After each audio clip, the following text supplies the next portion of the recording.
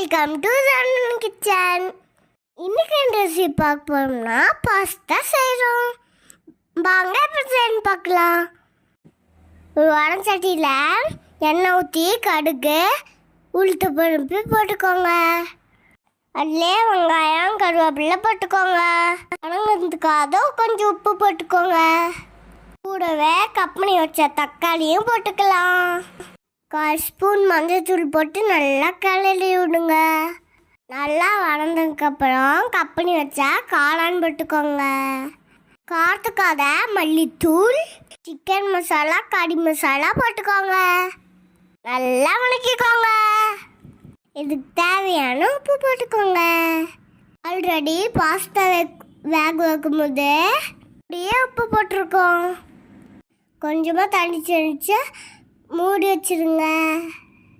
வேக வைங்க. நல்லா வெந்து வந்ததுக்கப்புறம் வேக வச்ச பாஸ்தா எடுத்து போட்டுக்கலாம். பாஸ்தா போட்டதுக்கப்புறம் கொஞ்சம் டொமேட்டோ சாஸ், கொஞ்சம் சோயா சாஸ் ஊற்றிக்கலாம். வேணும்னா சேர்த்துக்கலாம், வேணான்னா விட்டுறலாம். சேர்த்துட்டு நல்லா கழுவி விடுங்க. தண்ணி இருந்துச்சுன்னா இஞ்ச வடிக்க விடுங்க.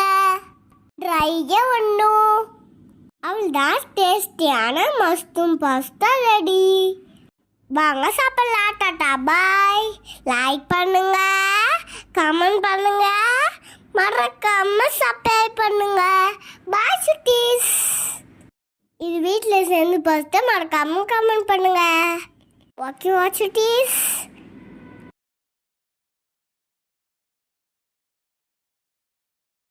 Thanks for watching.